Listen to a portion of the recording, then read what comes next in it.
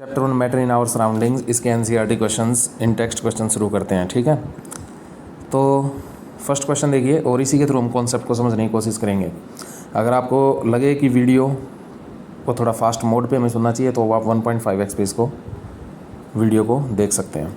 Which of the following are matter, इनमें से matter क्या है? तो सबसे पहले आपको मैटर पता होना चाहिए क्या होता है। मैटर क्या है, अगर मैं बिल्कुल ही आसान भाषा में आपको समझाऊँ, जैसे एक 8वीं क्लास के बच्चे को मुझे समझाना है, कोई भी इस हमारे रियल वर्ल्ड के अंदर कोई भी चीज़ जिसकी फिजिकल एग्जिस्टेंस है, ठीक है, जो फिजिकली एग्जिस्ट कर सकती है, इसका क्या मतलब है? 8वीं क्लास के बच्चे को अगर मुझे समझाना है, यानी कोई भी ऐसी वस्तु जिसे आप छू सकते हैं, टच कर सकते हैं, जिसे आप कैद कर सकते हैं, लोकलाइज्ड किया जा सकता है। तो मैटर क्या है? कोई भी सब्सटेंस, ठीक है, कोई भी वस्तु या anything that can be localized, ठीक है, जिसकी कोई ना कोई कम या ज़्यादा कुछ ना कुछ बाउंड्री होती है। कम बाउंड्री हो सकती है, ज़्यादा बाउंड्री हो सकती है, बड़ी बाउंड्री हो सकती है। ठीक है, जैसे अर्थ की मैं बात करूं या एक बोतल की मैं बात करूं, एक आलू की मैं बात करूं, बोतल की बात ना कर या एक टोमेटो की मैं बात करूं, ठीक है, तो हर एक की इनकी कुछ ना कुछ बाउंड्री है। तो किसी की कम है, किसी की ज़्यादा है। तो इस तरह से आप याद रखिए, जिसे छुआ जा सकता है। वैसे वास्तव में हम किसी चीज़ को छू नहीं सकते। सभी कोई भी इंटरेक्शन है इलेक्ट्रोमैग्नेटिक है। आमतौर पे हम जितनी भी इंटरेक्शन देखते हैं अपने चारों तरफ, ज़्यादातर वो इलेक्ट्रोमैग्नेटिक इंटरेक्शन है, या तो ग्रेविटेशनल या इलेक्ट्रोमैग्नेटिक। तो टच करने वाली जितनी भी इंटरेक्शन है हमारी, वो इलेक्ट्रोमैग्नेटिक इंटरेक्शन है। किसी भी कॉमन पर्सन से मैं पूछता हूँ कि आपने किसी टेबल को हाथ लगाया, तो वो इसे छूना ही बोलेगा, टच बोलेगा, लेकिन वास्तव में टेबल और आपके हाथ के बीच में इलेक्ट्रोमैग्नेटिक इंटरेक्शन हुई है। इलेक्ट्रिक और मैग्नेटिक फोर्सेस अप्लाई हुए हैं चार्जेस के बीच में, ठीक है। और इसी इलेक्ट्रोमैग्नेटिक इंटरेक्शन को सिंपल लैंग्वेज में, साधारण भाषा में हम टच बोलते हैं, ठीक है, टच करना। तो ये कहना कोई गलत नहीं है कि हम किसी चीज़ को छू रहे हैं। तो जिस भी चीज़ को आप छू सकते हैं वो मैटर है। तो बच्चों बस इतना याद रखिए मैटर के बारे में, जिसे छुआ जा सकता है और जिसे कैद किया जा सकता है। और तीसरा, जिसे एक जगह से उठा के दूसरी जगह रखा जा सकता है। ये 3 काम आप जिसके साथ कर सकते हो वो मैटर है। अब देख लो आप, अब आपको अपने पहले क्वेश्चन का आंसर मिल जाएगा। तो चेयर, हाँ, चेयर के साथ तीनों काम किए जा सकते हैं। छुआ भी जा सकता है, ठीक है, इसको हम एक पॉलीथीन के अंदर कैद कर सकते हैं, पॉलीथीन बैग के अंदर। एक हम कार्टून या कोई भी एक बॉक्स ले, उसके अंदर हम इसको कैद कर सकते हैं, ठीक है। इसकी चेयर की अगर मैं बात करूँ तो बाउंड्रीज़ है, ठीक है, इसका एक फैलाव है, एक स्थान है इसका इस दुनिया के अंदर, जगह है, ठीक है। चेयर कहीं पे रखी है तो उस जगह पे रखी हुई है। अगर आप एक कोऑर्डिनेट सिस्टम माने तो दुनिया के अंदर इसकी एक जगह है, तो मैटर की कोई ना कोई जगह होगी। तो चेयर के बारे में सारी बातें की जा सकती है, ठीक है। इसकी कुछ बाउंड्रीज़ है।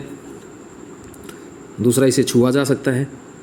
दुनिया में इसके कोई ना कोई एक जगह है, एक प्लेस है, ये कहीं ना कहीं जगह लेगी, ठीक है। इसके अगर ये दुनिया में एग्जिस्ट कर रही है तो इसने स्थान घेरा हुआ है। और इसे आप कैद कर सकते हैं और इसे एक जगह से उठा के दूसरी जगह आप रख सकते हैं। तो चेयर, इस एग्जाम्पल के थ्रू मैंने आपको समझा दिया कि हाँ, चेयर एक मैटर है। तो अब आप देख लो बाकी सभी चीज़ें, यही आपको अप्लाई करना है। रियल वर्ल्ड में एग्जिस्ट करती है चेयर। एयर भी। लव रियल वर्ल्ड में नहीं है, दुनिया में लव को मैं छू नहीं सकता। लव इस दुनिया में कहाँ बैठा है मुझे नहीं पता, ठीक है। तो इस स्पेस के अंदर, इस वर्ल्ड के अंदर कहाँ है बताया ना मैंने। कोई भी मैटर होगा तो उसकी कोई ना कोई जगह होगी दुनिया में, कहीं तो वो होगा, ठीक है, जिसकी आप बात कर रहे हो, जिस चेयर की आप बात कर रहे हो, तो वो है आपकी आंखों के सामने, फिजिकली एग्जिस्ट कर रही है, वो फिजिकल एग्जिस्टेंस है उसकी। ऐसे लव की कोई फिजिकल एग्जिस्टेंस नहीं है, फिजिकली ये दुनिया में कहीं पे भी नहीं है, ये आपकी दिमागी दुनिया के अंदर है, ठीक है। तो स्मेल, और ऐसे ही लव को आप टच नहीं कर सकते, छू नहीं सकते, कैद नहीं कर सकते, एक जगह से उठा के दूसरी जगह रख नहीं सकते। तो मैंने बताया ना, एक जगह फिक्स होती है, तो इस जगह से उठा के कहीं और रखोगे तो वो दूसरी जगह हो जाएगी उसकी, तो जगह लेगा। मैटर जगह लेगा, लव जगह नहीं ले रहा है। स्मेल के साथ भी यही है, ठीक है। Hate same. हाँ, आलमंड्स, इनकी अगर बात करें तो ये भी मैटर है। थॉट के लिए फिर से जो मैटर के लिए मैंने अप्लाई किए बातें, वो सभी अप्लाई नहीं हो रही थॉट के ऊपर। कोल्ड को मैं एक जगह से उठा के दूसरी जगह नहीं सकता। कोल्ड ड्रिंक, हाँ, ड्रिंक ठंडी है, ये बात की जा सकती है, लेकिन है तो ड्रिंक, ठीक है। तो ड्रिंक का खुद का तापमान कम ज़्यादा हो सकता है, तो कोल्ड जो हमें महसूस हो रही है उस ड्रिंक को छूने पर, ठीक है। हॉट ड्रिंक भी हो सकती है। तो ड्रिंक, हाँ, मैटर है। स्मेल ऑफ परफ्यूम की स्मेल, तो जैसे हमारी फूड की अगर मैं स्मेल कहूँ, हॉट सीजलिंग फूड है, ये देखिए आगे, इसकी स्मेल की अगर हम बात करें तो वो एरोमा होता है। एक एरोमा जो क्या बताऊँ मैं, कुछ कंपाउंड होते हैं, ठीक है, एरोमा कंपाउंड्स आप बोल सकते हैं, जो हमारे नाक के अंदर म्यूकस के अंदर आते हैं और ओल्फैक्टरी ऑर्गन को एक तरह से एक्टिव करते हैं, जिसके कारण हमें स्मेल की सेंसेशन होती है। ठीक है, तो स्मेल एक सेंसेशन है जो हमारे दिमाग के अंदर पैदा हो रही है, दिमागी दुनिया में है, रियल वर्ल्ड में कहीं पे भी नहीं है स्मेल। स्मेल को एक जगह से उठा के दूसरी जगह रखा नहीं जा सकता। हाँ, जो कंपाउंड्स है जिनके कारण ये स्मेल आ रही है, जो हमारे ओल्फैक्टरी ऑर्गन को एक्टिव कर रही है और जो ये सेंसेशन पैदा करने का काम कर रही है, वो कंपाउंड मैटर है। तो हर एक खाने के अंदर, हर जिसके पास भी,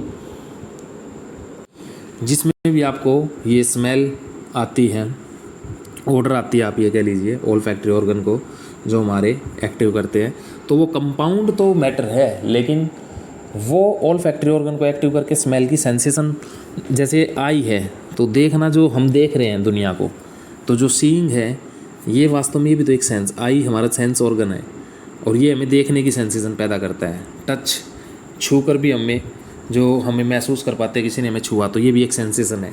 तो ये दिमाग में पैदा हो रही है ये सभी चीज़ें। छूना तो रियल वर्ल्ड में है ही नहीं, इलेक्ट्रोमैग्नेटिक इंटरेक्शन को पहचान रहा है हमारा दिमाग। ठीक है, तो स्मेल ऑफ परफ्यूम, तो वास्तव में स्मेल सेंसेशन है, तो स्मेल ऑफ परफ्यूम आपका मैटर नहीं होगा। गिव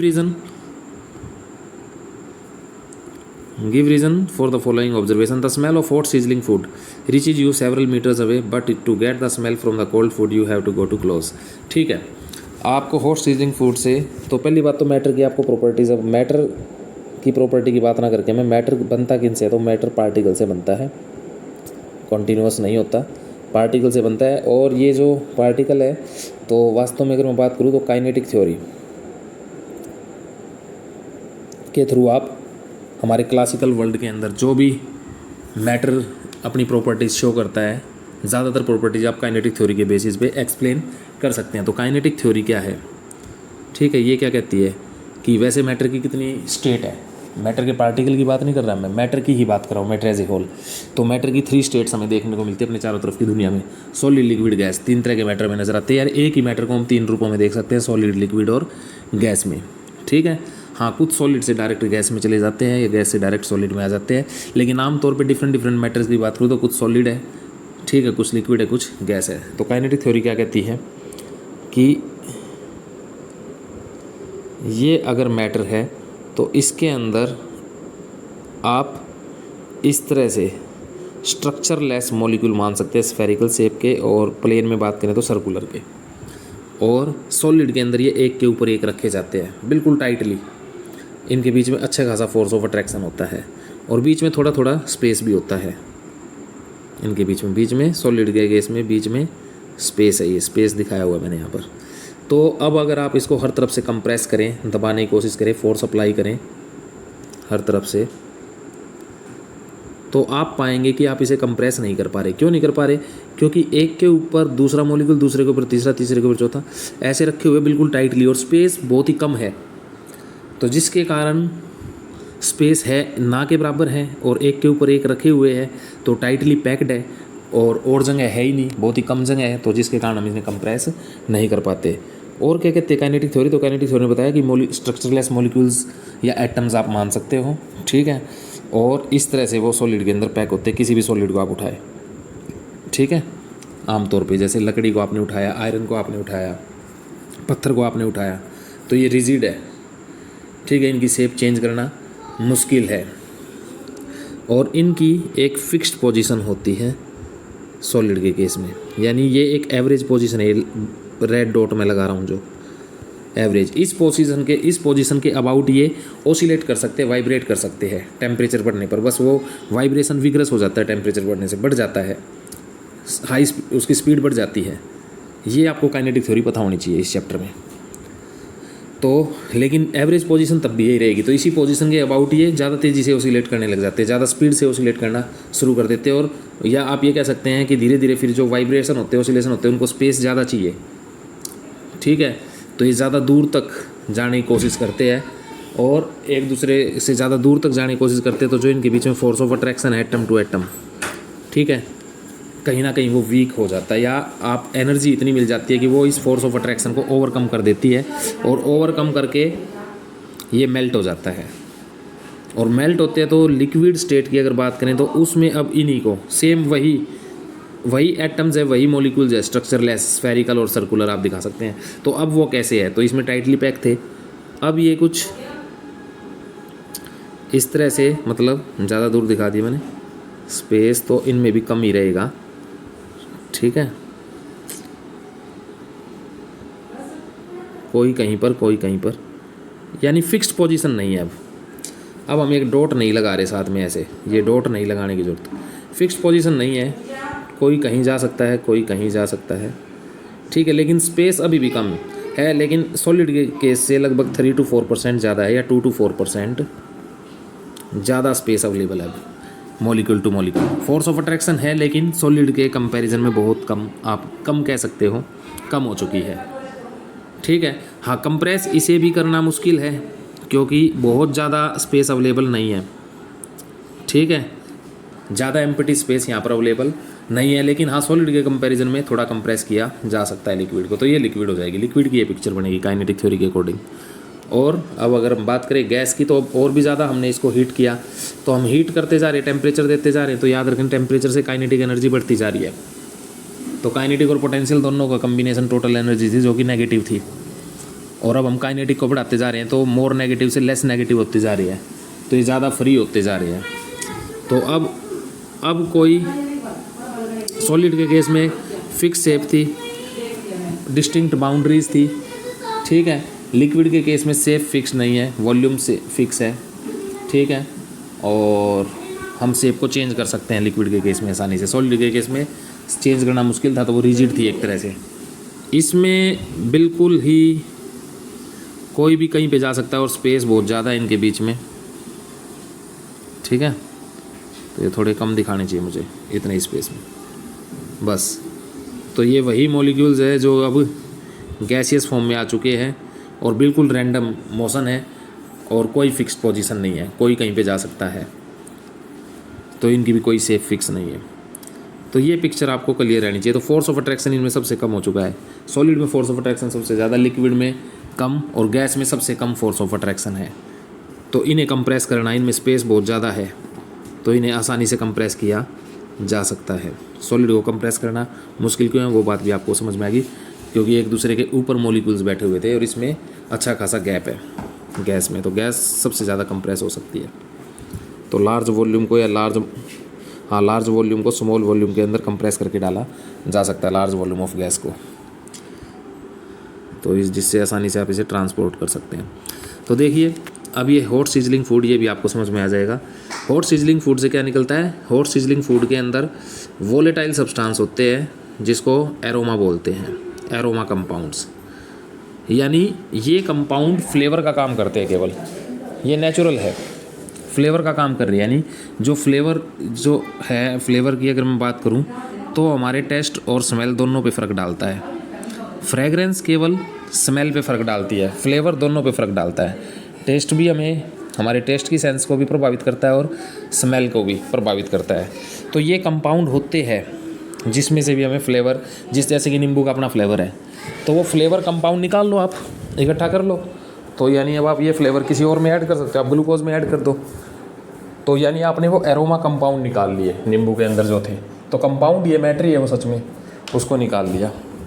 तो ये वोलेटाइल होते हैं, ठीक है, और वोलेटाइल होते हैं तो ये जैसे हम गर्म करते हैं तो ये आसानी से वेपराइज हो जाते हैं, या आप ये कह सकते हो रूम टेम्परेचर पे या below the room temperature. Volatile substance क्या होते हैं, जो रूम टेम्परेचर या उससे भी कम टेम्परेचर पे, बॉइलिंग पॉइंट पे तो जाना ही नहीं है, जो इवेपोरेट हो सकते हैं आसानी से, इवेपोरेटिव होते हैं, वेपराइज हो सकते हैं, इवेपोरेशन हो सकता है, ऐसे आप समझिए, इसको बॉइलिंग से नहीं लिंक करना वोलेटाइल को, जो गैसियस फॉर्म में आसानी से कन्वर्ट हो जाते हैं नॉर्मल टेम्परेचर पर ही, वो वोलेटाइल है। नॉन वोलेटाइल जिसको गर्म करने पर भी जो वेपराइज नहीं होते, जैसे कि पानी के अंदर नमक, तो पानी तो ठीक है बॉइलिंग पॉइंट आ गया है, वो कहीं ना कहीं वेपर बन रहा है, बॉइलिंग पॉइंट नहीं आया तो भी इवेपोरेशन होने लग रहा है, सॉल्यूशन बन गया ना पानी और नमक का।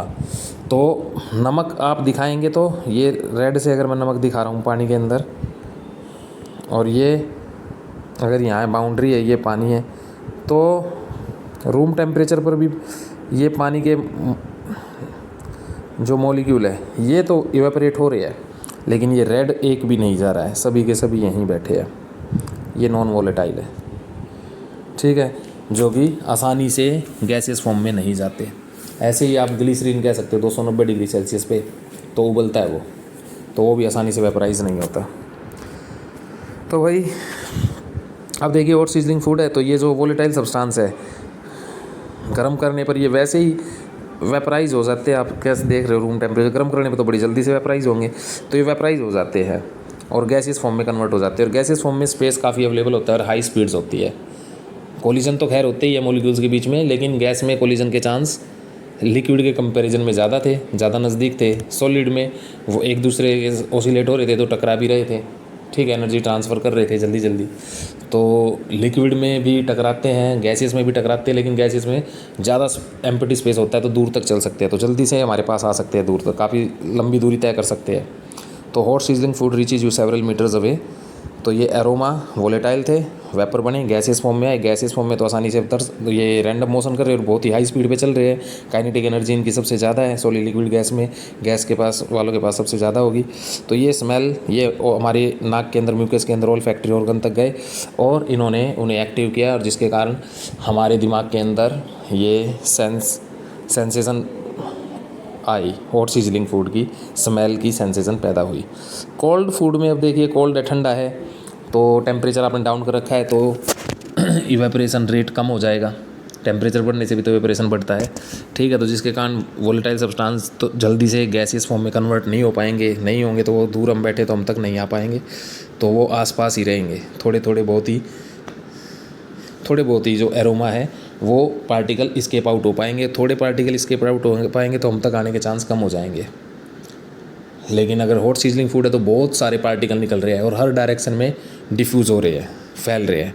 तो आप इस तरह से ये भी कह सकते हो कि डिफ्यूज़न रेट बढ़ जाता है, इसी को डिफ्यूज़न कह देते हैं, ठीक है। High concentration to low concentration की तरफ नेचुरली अपने आप मॉलिक्यूल डिफ्यूज़ होते हैं, फ्लो होते हैं, ठीक है, गैसीय स्टेट के अंदर, तो डिफ्यूज़न रेट बढ़ जाता है। इस तरह से भी बच्चों को समझा दिया जाता है। A diver is able to cut through water in a swimming pool, which property of matter does this observation show. बिल्कुल अब आसानी से रिलेट कर सकते हैं जो काइनेटिक थ्योरी से मैंने जो भी आपको एक मॉडल बताया। Diver is able to cut through water in a swimming pool, क्योंकि इनके एक तो जो फोर्स ऑफ अट्रैक्शन है वो कम हो गया है, जो आपका लिक्विड है उसके अंदर, तो फोर्स ऑफ अट्रैक्शन की strength of the force of attraction is less in case of liquid as compare to solid, ठीक है। तो आसानी से डाइवर कट थ्रू कर सकता है इन पार्टिकल्स को, वो मतलब इनकी शेप चेंज कर सकता है, सीधी सी बात ये है। बताया ना मैंने, लिक्विड के केस में शेप को चेंज किया जा सकता है, सॉलिड के केस में नहीं, सॉलिड रिजिड है, ठीक है, उनमें स्पेस अवेलेबल नहीं है। और इनमें साथ में सॉलिड के केस से जो मैंने बताया 2 to 4% स्पेस ज़्यादा अवेलेबल है, एम्प्टी स्पेस, तो पार्टिकल साइड में इधर उधर खिसक सकते हैं, हो सकते हैं, तो इसलिए आसानी से डाइवर पानी के अंदर से तैर के जा सकता है। विच property of matter does this observation show, तो क्या क्या प्रॉपर्टी दिखाई, एक तो फोर्स ऑफ अट्रैक्शन कम है और एक स्पेस जो लिक्विड है उसमें पार्टिकल्स के बीच में ज़्यादा स्पेस है। What are the characteristics of the particles of matter, matter के जो पार्टिकल्स हैं उनकी क्या कैरेक्टरिस्टिक्स है। जैसे मैटर की क्या कैरेक्टरिस्टिक्स, कहीं जैसे स्टेट ऑफ मैटर भी तो मैटर की ही एक कैरेक्टरिस्टिक्स है, ठीक है, ऐसे ही पार्टिकल्स की क्या कैरेक्टरिस्टिक्स है। तो पार्टिकल की मैंने बताया, इसमें आप ये वैसे शुरुआत से आपको ये कैरेक्टरिस्टिक्स यहाँ पे 3 आपको पता होनी चाहिए। पार्टिकल्स के बीच में स्पेस होता है, कॉन्टीन्यूसली मूव करते रहते हैं पार्टिकल, चाहे सॉलिड के पार्टिकल हो, चाहे लिक्विड के, चाहे गैस के, ठीक है, और एक दूसरे को अट्रैक्ट करते रहते हैं। तो ये आपको 3 प्रॉपर्टी पता होनी चाहिए।